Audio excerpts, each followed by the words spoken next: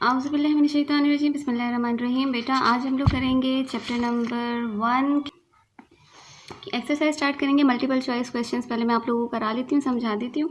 उसके बाद हम लोग जो है न्यूमेरिकल्स की तरफ और एक्सरसाइज की क्वेश्चंस की तरफ जाएंगे। इस वीडियो में शायद हम सिर्फ ये मल्टीपल चॉइस क्वेश्चंस ही कवर कर पाएँ। नंबर फर्स्ट हमारे पास यहाँ पर क्वेश्चन है, if the volume occupied by oxygen gas at standard temperature pressure is 44.8 decimetre cube. तो नंबर ऑफ मॉलिक्यूल्स आपने कैलकुलेट करना है ऑक्सीजन के इन द वेसल्स आर। बेटा देखो, अगर हमारे पास एक मोल किसी भी चीज़ का होता है, स्टैंडर्ड हमें पता है एक मोल जो है वो ऑक्यूपाई करता है 22.4 decimetre cube of a space, volume occupy करता है। तो 44.8 डेसीमीटर क्यूब कितना वॉल्यूम ऑक्यूपाई करेगा? हम क्या करेंगे इसको फाइंड करने के लिए 22.4 से हम इसको डिवाइड कर देंगे तो हमारे पास आ जाएगा 2 मोल्स। यानी यहाँ पर जो हमारे पास ऑक्सीजन है उसके 2 मोल्स हैं। एक मोल ऑक्सीजन, किसी भी चीज़ का एक मोल कितने एटम्स होते हैं या कितने मॉलिक्यूल होते हैं? 6.02 एवोगाड्रोस नंबर। तो 2 मोल्स में कितने होंगे? हम इसको मल्टीप्लाई कर देंगे 6.2 को 2 से, तो उसमें कितने मोल्स हो जाएंगे हमारे पास? 12.4 × 10⁻23।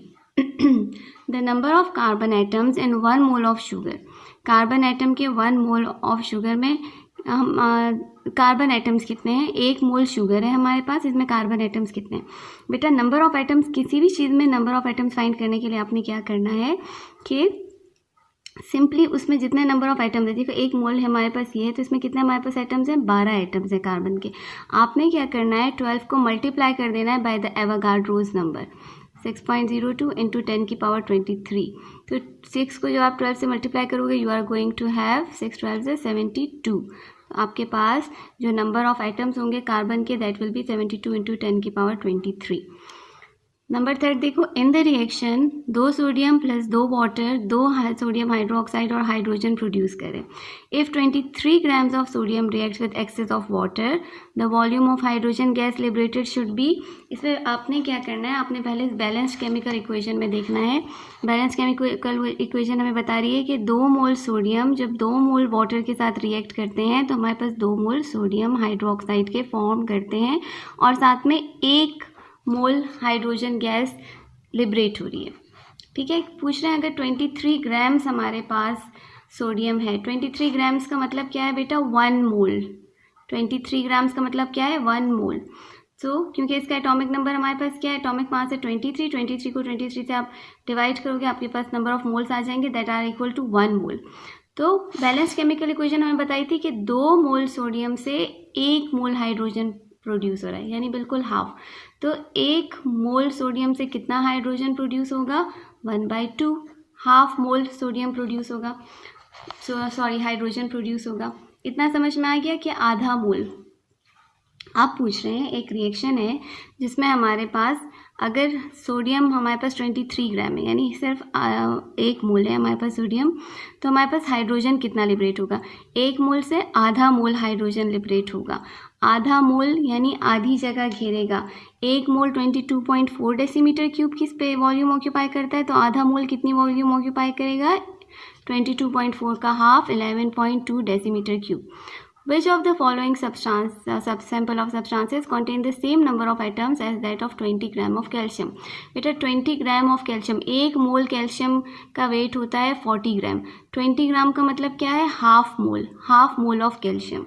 अब इनमें से नीचे हमने देखना है कि कौन सा ऐसा एलिमेंट है जिसके सेम मोल है एज दैट ऑफ कैल्शियम, यानी आधा मोल कौन है? और पहला ही ऑप्शन हमारे पास जो दिया हुआ है 16 ग्राम ऑफ सल्फर। सल्फर का हमारे पास एटॉमिक मास होता है 32, यहाँ पर हमारे पास सिर्फ 16 ग्राम है, यानी हाफ मोल हमारे पास सल्फर है। So half mole calcium is equal to half mole sulphur. इनमें से कौन सी स्टेटमेंट इनकरेक्ट है? Mass of 1 mole of chlorine gas is 35.5 grams. बेटा मोलर मास हम हमेशा कैसे निकालते हैं? मोलर मास हम निकालते हैं नंबर ऑफ एटम्स। यहाँ पर क्लोरीन के कितने एटम्स हैं? 2 multiplied by its atomic mass. 35.5। तो जब हम 2 को 35.5 से मल्टीप्लाई करेंगे we are going to get 71। यहाँ पर हमें बताया हुआ है 1 mass of 1 mole of chlorine gas is 35.5। यही पहली स्टेटमेंट ही हमारे पास इनकरेक्ट है। बाकी स्टेटमेंट देखो, 1 mole of hydrogen gas contains 6.02 into 10 की पावर 23 मॉलिक्यूल्स ऑफ हाइड्रोजन, ठीक है। Number of atoms in 23 grams and sodium and 24 grams magnesium are equal, ठीक बात है क्योंकि दोनों 1 मोल्स हैं। 1 mole of oxygen at standard temperature pressure occupies 22.4 decimetre cube of volume, ये भी ठीक है। तो पहला वाला जो स्टेटमेंट है वो गलत था। Avogadro's number, for Avogadro's number this statement is incorrect. इनमें से कौन सी स्टेटमेंट एवोगैड्रोज नंबर के लिए इनकरेक्ट है? It is the number of particles in 1 mole of any substance, ये तो ठीक है। इट्स न्यूमेरिकल वैल्यू है 6.02 into 10 raise to the power 23, ठीक है। Its value changes if temperature increases, ये जो बात है ये गलत है। तो इनकरेक्ट स्टेटमेंट ये वाला है। Minimum number of moles are present in, इनमें से किस में minimum number of moles present है? बेटा जितना ज़्यादा आपके पास डेसीमीटर क्यूब है उतने ज़्यादा मोल्स हैं आपके पास। 22.4 डेसीमीटर क्यूब में पूरा 1 मोल होगा, ठीक हो गया। 10 डेसीमीटर क्यूब में तकरीबन आधा मोल होगा, 1/4 होगा। तो सबसे कम नंबर ऑफ मोल्स गैसेस पे डिपेंड नहीं करेगा, ठीक है। मीथेन है, हाइड्रोजन है, हीलियम है, क्लोरीन है, वॉट एवर द गैसेस, कोई भी गैस हो, 22.4 डेसीमीटर क्यूब का वॉल्यूम ऑक्यूपाई करेगा 1 मोल ऑफ अ गैस। तो जितना वॉल्यूम कम होगा उतने कम मोल्स ऑफ गैस होंगे। Number of carbon atoms in 60 grams of carbon, number of carbon atoms कितने हैं इन 60 ग्राम्स ऑफ कार्बन? बेटा देखो, आपको नंबर ऑफ कार्बन एटम्स सब पता चलेंगे जब आपको मोल्स पता चलेंगे। मोल्स आपको कैसे पता चलेंगे? मोल्स का फॉर्मूला आपने याद करना है। Moles is equal to mass in grams divided by molar mass, ठीक है। हमारे पास मास दिया हुआ है 60 ग्राम्स ऑफ कार्बन और उसका कार्बन का मोलर मास होता है 12। तो 12 1 से 12, 12 5 से 60 हमारे पास, यानी जो बात हो रही है वो 5 मोल्स की बात हो रही है। अब पूछा गया है कि 5 मोल्स में कितने एटम ऑफ कार्बन होते हैं। सो 5 को हम क्या करेंगे, कार्बन के एटम्स या कोई भी पार्टिकल्स फाइंड करने के लिए हम मोल्स को मल्टीप्लाई कर देते हैं बाय एवोगैड्रोज नंबर। 6.02 इंटू 10 की पावर 23, 6 5 से 30 हो जाएगा, हमारे पास हो जाएगा 30 इंटू 10 की पावर 23। अगर आप स्टैंडर्ड फॉर्म में लिखोगे तो you are going to write 3.0 into 10 raise to the power 24।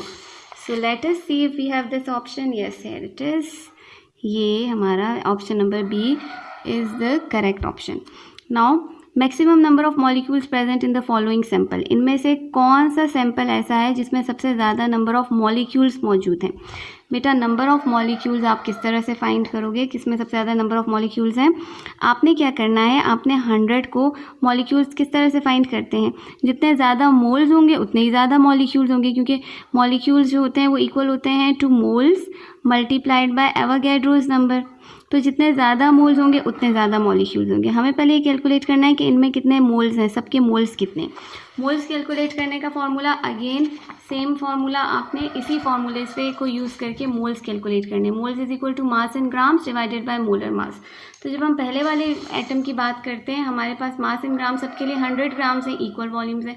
पहला हमारे पास जब ऑक्सीजन है, ऑक्सीजन में आप क्या करोगे, 100 को डिवाइड कर दोगे बाय 32, क्योंकि ऑक्सीजन का जो मोलर मास है वो हमारे पास कितना हो जाएगा, एक ऑक्सीजन का 16 होता है, 2 मॉलिक्यूल्स हैं तो 32 हो जाएगा।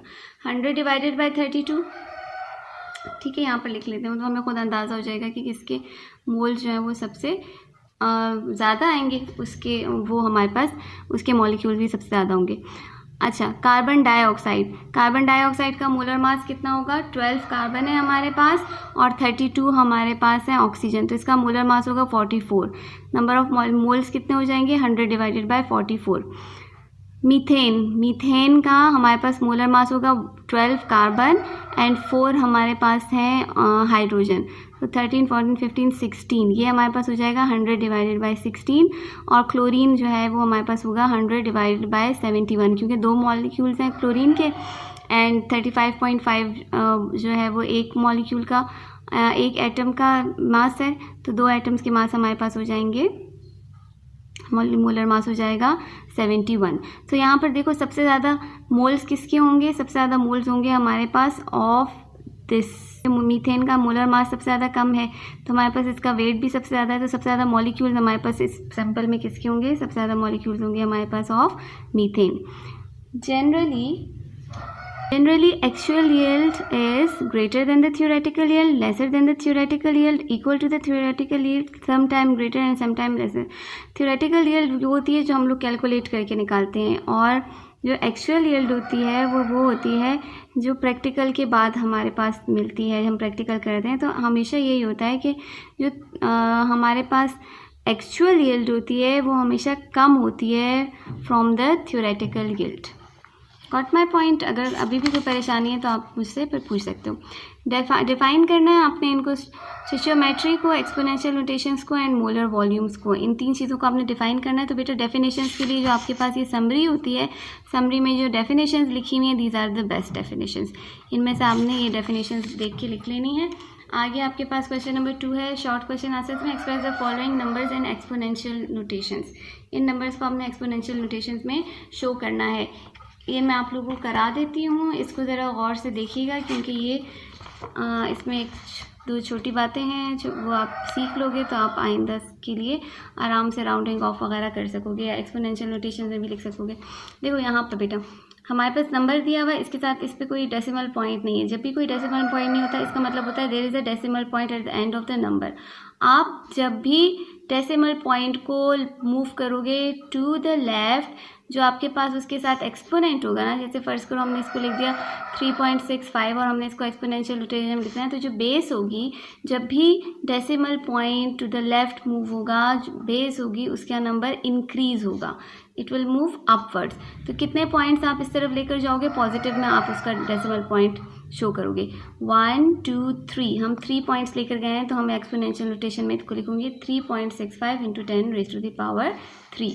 दूसरा नंबर है हमारे पास 0.0231। अब हमें इस डेसिमल पॉइंट को मूव करना है टू द राइट। जब हम राइट पे मूव करते हैं तो हमारे पास जो बेस होती है उसकी पावर नेगेटिव में आती है। हमने इसको मूव करना है और यहाँ पर जो हमारे पास पावर है ये नेगेटिव में हो जाएगी। सो 1 और 2 कितने पॉइंट्स मैं इसको मूव करूँगी स्टैंडर्ड फॉर्म में लिखने के लिए, 2 पॉइंट्स मूव करूँगी तो मेरे पास 10 की पावर हो जाएगी -2।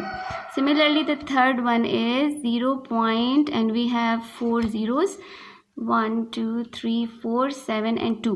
बेटा स्टैंडर्ड फॉर्म में लिखने के लिए मुझे इस डेसिमल पॉइंट को यहाँ पर शिफ्ट करना पड़ेगा। Number will become 7.2 × 10 raised to the power। अब देखो राइट हैंड साइड पे मैंने डेसिमल पॉइंट को शिफ्ट किया है, जो मेरे पास पावर है वो नेगेटिव में आएगी। और कितने पॉइंट्स मैंने शिफ्ट किया 1 2 3 4 and 5 पॉइंट शिफ्ट किया तो इसकी पावर मेरे पास आएगी -5। देन वी हैव नंबर्स और उनको हमने सिंपल फॉर्म में लिखना है 3.26 × 10 raised to the power -3। इसको अगर मैं सिंपल फॉर्म में लिखूंगी तो देखो -3 का मतलब क्या है, नेगेटिव में डेसिमल पॉइंट है, यानी जो मेरे पास ये नंबर है इसको मैंने किस तरफ, डेसिमल पॉइंट किस तरफ मूव होगा to the left, decimal point move होगा to the left. We will have 0.12 कितने डिजिट्स मैंने इसको इस तरफ मूव करना है 3 डिजिट्स, इस डेसिमल पॉइंट को 3 डिजिट इस तरफ मूव करूँगी 2 6। देखो अब ये यहाँ पर था डेसिमल पॉइंट 1 2 and 3 डिजिट्स इस तरफ मूव हो गया। ठीक है, जब भी नेगेटिव में होगा आपके पास पावर, आपने डेसिमल पॉइंट को मूव करना है to the left. Then second number we have 1.921 10 raised to the power 2। Positive power है तो decimal point will move to the right.